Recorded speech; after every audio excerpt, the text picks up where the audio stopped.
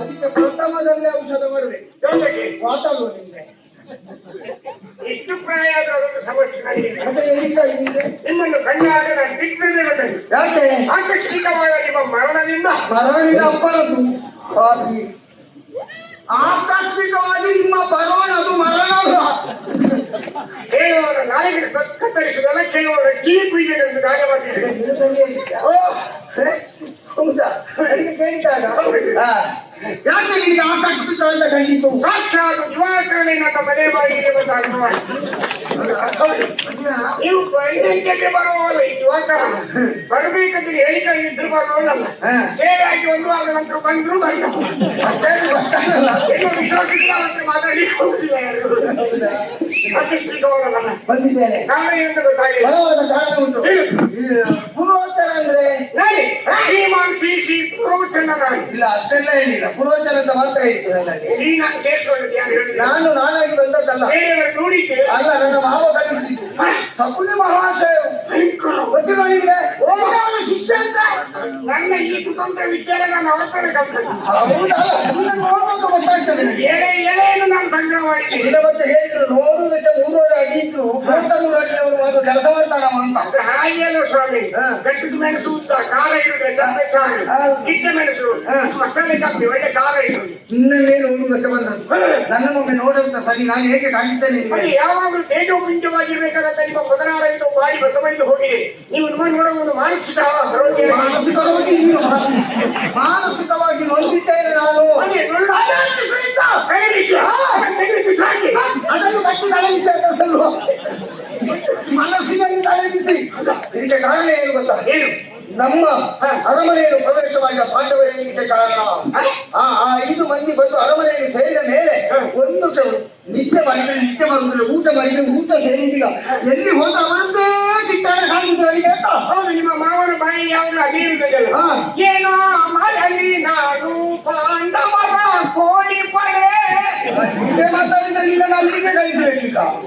ಎಂತದ ಪಾಂಡವರ ಕೋಳಿ ಪಡೆ ಇದೇ ತಲೆಬಿಸಿ ನನಗೆ. ಅದಕ್ಕಾಗಿ ಅವರು ಒಂದು ದಾರಿ ತೋರಿಸಿದ್ರು. ನನ್ನ ಜನ ಇದ್ದಾರೆ ಪುರೋಚನ ಅಂತ, ನೇರವಾಗಿ ನೀನು ಅಲ್ಲಿಗೆ ಹೋಗು. ನೀನು ಸಾಮಾನ್ಯದವರಲ್ಲ, ನೀನು ತುಂಬಾ ಸೌದೆ ಮಾಡಿದ್ದಲ್ಲ. ನನಗೆ ಮಳೆಗಾಲದಲ್ಲಿ ಮೇಲೆ ಮುಗಿದ್ಮೇಲೆ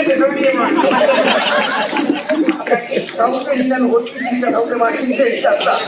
ಸೌದೆ ಅಲ್ವಾ? ಸೌದೆ ಸೌದೆ ಅಂತ ಅದು ನಿನ್ನ ನಾನು ಕಿತಿಗೆ ಸೌದೆ ಪೂಜಾರು ಮಾಡಿದ್ದೇನೆ.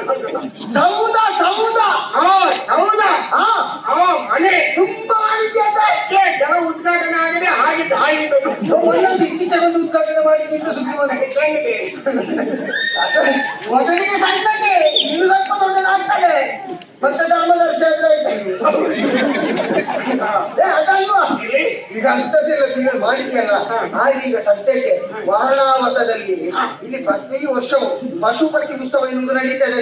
ಹೌದು, ನಡೀತದೆ ಅಂತ ಈ ವರ್ಷ ನಡೀತದೆ ಅಂತ ಬೇಡ, ನಡೀತದೆ ಅಂತ ಒಂದು ಗುಲ್ಲು ಹಾಕಿಸ್ಬೇಕು.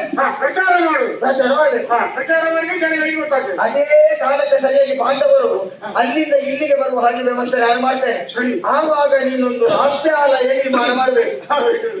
ಇನ್ನೆಲ್ಲ ನಾಟ್ಯಾಲಯ ಆಯ್ತು, ಆಮೇಲೆ ವೈವಿಧ್ಯ ಆಯ್ತು, ಈಗ ಹಾಸ್ಯಾಲಯ ಒಂದುಂಟ. ಬೇಡ ಬೇಡ, ನಿನ್ನ ಹಾಸ್ಯಾಲಯ ಸಾಕು, ಸದ್ಯಕ್ಕೆ ಸಾಕು. ಇನ್ನು ನಿನ್ನ ಹಾಸ್ಯಾಲಯ ಬೇಡ. ಹಾಸ್ಯಾಲಯ ಅರಗಿನ ಆಲಯ ಎನ್ನುವುದನ್ನು ನೀವು ಅರಗಿನಿಂದಲೇ ಕಟ್ಟಲ್ಪಟ್ಟಂತಹ ಸೌಧ. ಹೌದು, ಅವಾಗ ಮಾಡ್ತಾರ. ಅವರು ಉಳಿದುಕೊಳ್ಳುವುದಕ್ಕೆ ಎಲ್ಲಿಯೇ ವ್ಯವಸ್ಥೆ ಮಾಡಬೇಕು. ನೀವು ಎಲ್ಲಿಂಟು ಸಂದೇಹ ಬರಬಾರದು. ಎಲ್ಲವರ ಉಪಚಾರವನ್ನು ನೀವೇ ನೋಡಿಕೊಳ್ಬೇಕು. ಅನೇಕ ಚಿತ್ತವೃತ್ತಿಗಳಿಂದ ಕೆತ್ತಲ್ಪಟ್ಟಿರುವಂತಹ ಸೌಧವನ್ನು ನಾನು ನಿರ್ಮಾಣ ಮಾಡಬೇಕು. ಆ ಮನೆಯನ್ನು ನೋಡುವಾಗ ಅವರಿಗೆ ಇಲ್ಲೇ ಉಳ್ಕೊಳ್ಳುವಂತಾಗಬೇಕು. ಒಳ ಪ್ರವೇಶ ಆಗೋದಕ್ಕೆ ಮನಸ್ಸು ಆಗಬೇಕು. ಒಳ ಪ್ರವೇಶ ಆದ ಮೇಲೆ ಯಾರಿಗೂ ಗೊತ್ತಾಗದ ಹಾಗೆ ಎಂತ ಎಂತದ ಉತ್ತರ ಮಾಡಬೇಡ. ಹಾ ಅದು ಶಬ್ದ ಮಾಡ್ಲಿಕ್ಕಿಲ್ಲ. ಹಾ ಗೊತ್ತಾಗ ಮಾಡಿದೆ ಯಾರಿಗೂ ಗೊತ್ತಾಗದ ಹಾಗೆ ಹಾ ಬೆಂಕಿ ಕೊಡ್ಲಿ. ನೀರು ಏನು ದರ ಏನು ಅಷ್ಟು ದೊಡ್ಡ ಸೌಧವನ್ನು ಮಾಡುವುದಕ್ಕೆ ಅನೇಕ ಖರ್ಚು ವೆಚ್ಚಗಳಾಗುವುದಿಲ್ಲ. ಏನು ಆಲೋಚನೆ ಮಾಡಬೇಡ. ನಾನು ಹೇಳಿದಷ್ಟನ್ನು ನೀನು ಒದಗಿಸಿ ಕೊಟ್ರೆ ಪ್ರತಿ ತಿಂಗಳು ನಿನ್ನ ಮನೆಗೆ ಭಾಗ್ಯಲಕ್ಷ್ಮಿ ಬರುವ ಹಾಗೆ ವ್ಯವಸ್ಥೆ ನಾನು ಮಾಡ್ತೇನೆ. ಈಗ ಭಾಗ್ಯಲಕ್ಷ್ಮಿ ಯೋಜನೆ ನಿಮ್ಮಲ್ಲಿ ಉಂಟಾ? ನಿನ್ನಲ್ಲಿ ಹೊರಗೆ ಮಾಡ್ತೇನೆ ಬರುವಂಗೆ. ಅಲ್ಲ ನನಗೆ ಹೋಗದಕ್ಕೆ ಹೋಗಬೇಕೆಂಬ ವ್ಯವಸ್ಥೆ ಅದು ಉಚಿತವೇ, ಪ್ರಯಾಣ ಇಲ್ವಾ? ಉಚಿತ. ಈಗ ಅಷ್ಟು ದೊಡ್ಡ ಸೌಧವನ್ನು ನಿರ್ಮಾಣ ಮಾಡಬೇಕಾದ್ರೆ ಬೆಳಕು ಬೇಡವಾ? ಅದು ಉಚಿತವೇ. ಅವನಿಗೂ ನೀರಿಗೂ ಎಲ್ಲಿ ಹೊರಗೆ ಅಂತ ಕೇಳಿದ್ರೆ ಈ ಉಚಿತವನ್ನು ಕೊಟ್ಟು ನಮ್ಮ ಭಂಡಾರ ಪೂರ್ತಿ ತರಗಿ ಹೋದು ಬೇರೆಯವರಿಂದ ಸಾಲ ಮಾಡಿ ಅದು ನಿಮಗೆ